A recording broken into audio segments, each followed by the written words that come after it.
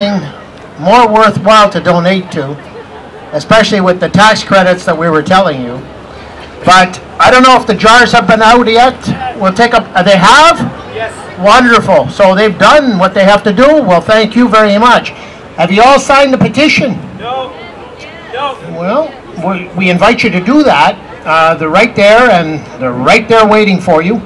After the talks today, we'll have the handouts from my speech and Tony Costa, who's coming up right now. Professor Costa, come on up.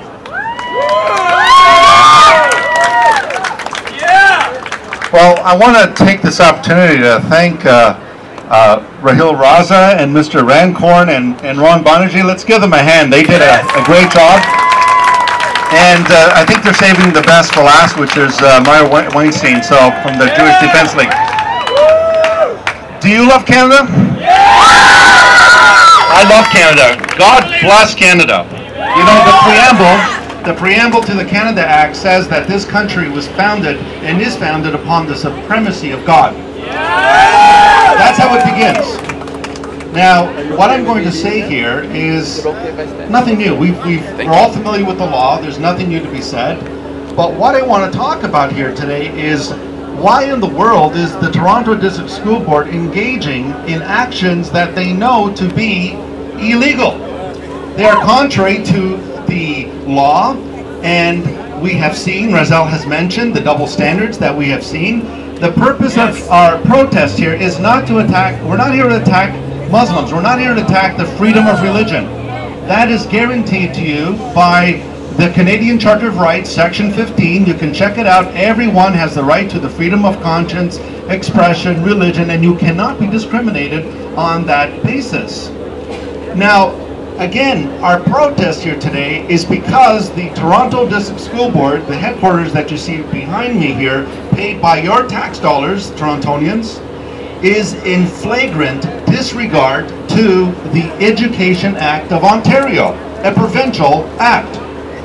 Now, some members of the Toronto District School Board have actually gone into the media and have actually said that the Charter of Rights and Freedoms trumps the Education Act. And they will tell us that the Ontario Human Rights Code also trumps the Education Act. I am here to report to you tonight that that is utter nonsense. Absolute nonsense. Yes. The Charter merely states that no one should be discriminated on the basis of religion, among other things. And the Ontario Human Rights Code provides reasonable accommodation in the area of religion, and it too does not violate the Education Act. Now, do we allow religious accommodation? Are Sikhs allowed to wear their kirpans in society, in Canadian society? Are they not? Yeah. Are Muslim women allowed to wear the hijab? Absolutely. Do we tell them we can't wear them in our schools? No, we don't. Can a Christian wear a cross if he wishes to in a school, public school? Yes, he can. Well, there's nothing wrong with doing that.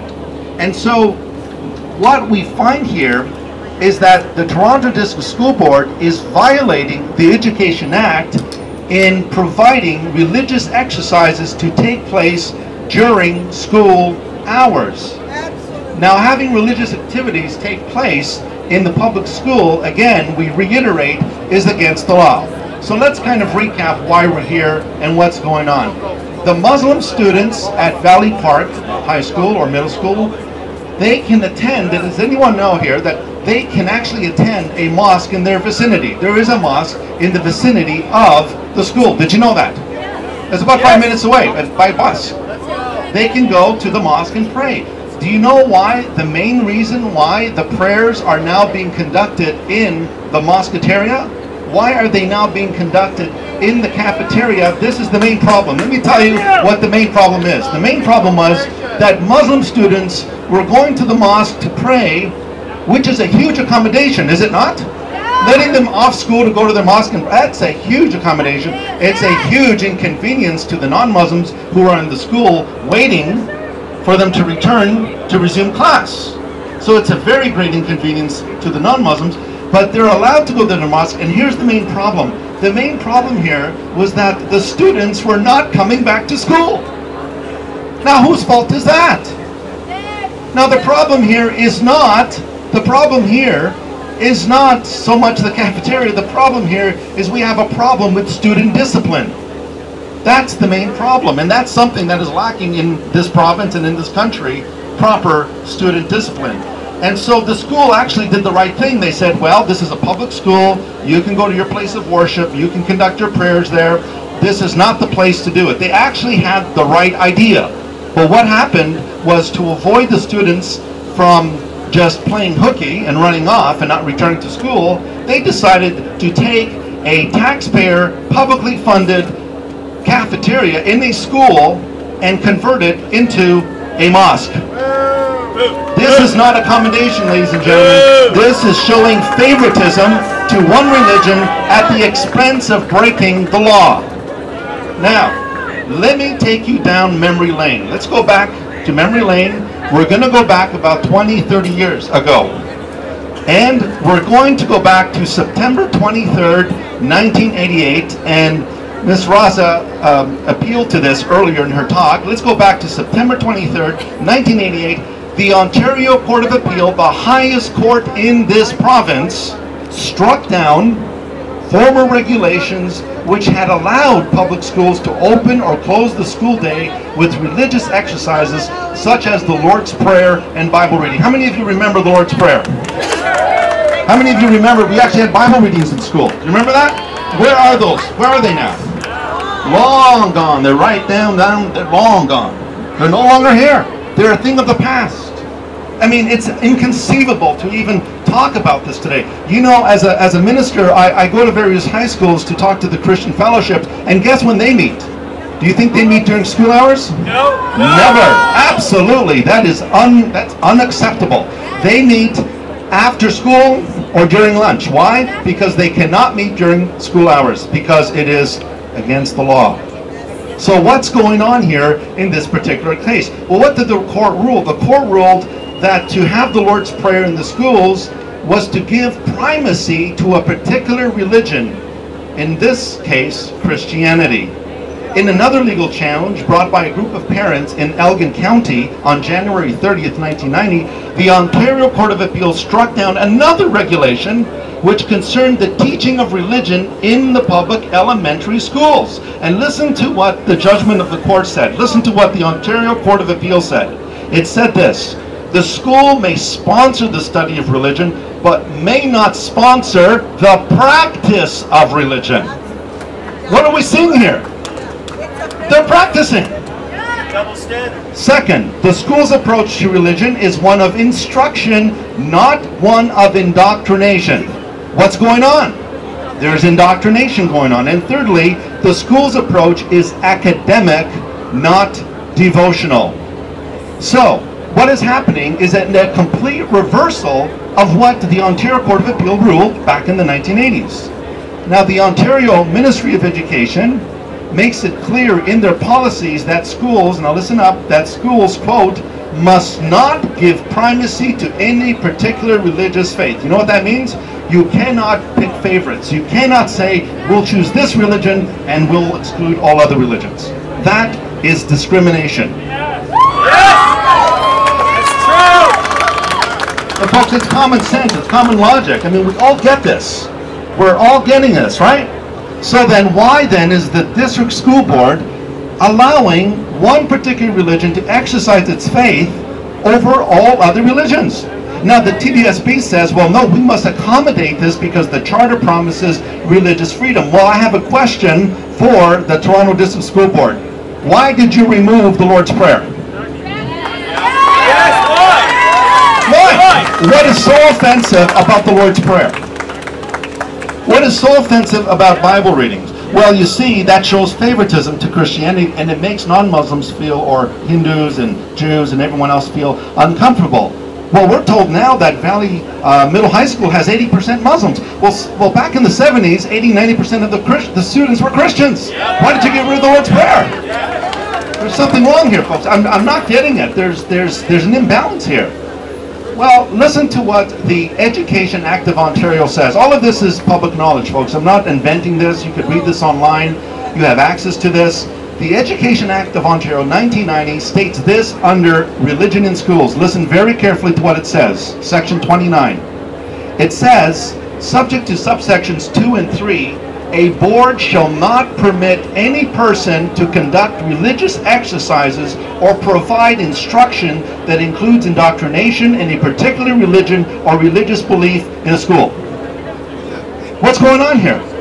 They are permitting a person, in this case an imam, to conduct religious exercises and to provide instruction that includes indoctrination in a particular religion, in this case Islam. In direct contravention to the act. Well, why is no one getting upset over this? Well, it's because, folks, political correctness is killing this country. It is destroying the fabric of our country. Our fathers, our glorious dead, died for this country. We honor them every 11th of November at the 11th hour. We salute and we remember our glorious dead who gave their lives for the freedom that you and I have to assemble here. There are places in the world where if you did something like this, you would be shot down. But thank God we live in a free country, a democratic country, bought by the blood of our young men and women, our soldiers who have died to give us these types of freedoms. So far, that's true. Now notice what the board also says, the Education Act of Ontario, which rules the public schools. It says, a board may permit a person to conduct religious exercises or to provide instruction that includes indoctrination in a particular religion or religious belief only on the following conditions. Number one, the exercises are not conducted or the instruction is not provided by or under the auspices of the board. But are not these prayers being conducted under the auspices of the Toronto District School Board? Yes! Number two, listen very carefully. This is why Christians, you can't meet during school hours. Here it is. The exercises are conducted or the instruction is provided on a school day at a time that is before or after the school's instructional program or on a day that is not a school day. There it is. Now, where's the beef? I mean, what is going on here? So it's very clear, folks, that the Toronto District School Board has violated these conditions.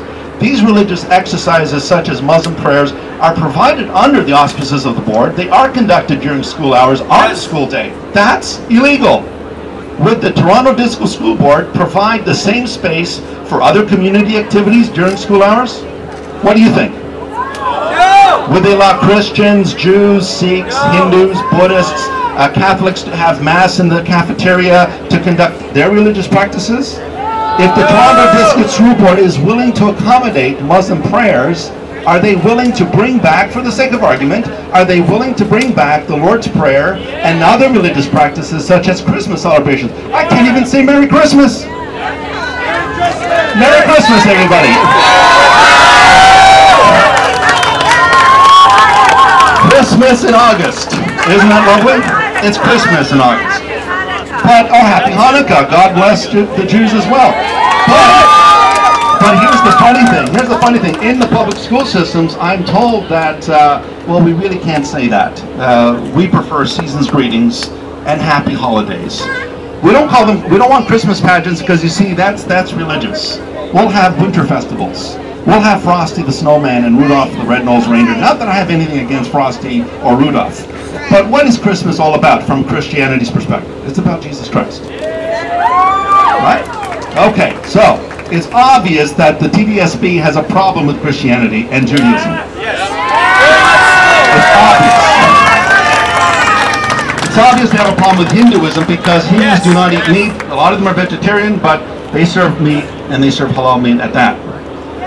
So, if they're going to accommodate these things, then they have to be fair to all people. We do not agree or support the idea that the Toronto Public School Board, paid by your tax dollars of Toronto, are places, as Ms. Raza has already mentioned, of any religious activities at all. To accommodate one religion over others is discrimination and it's preferential treatment, and that is very un-Canadian. And so we need you to tell the Toronto District School Board, give them your complaints, tell them how you feel about it, You can email them. We've got some handouts here. I've got all these points listed on the handout. You could read it for yourself. You could see it online where the government of Ontario has provided all these legislations, etc. And there's a phone number you can call. There's an email that you can contact. And so, united folks, we stand. Divided, we fall. And if the Islamists have their way, we all lose. Because there's no equality there. And so, let us keep Canada free. Let's keep it beautiful. Let's keep it glorious. And may God bless Canada and keep it free.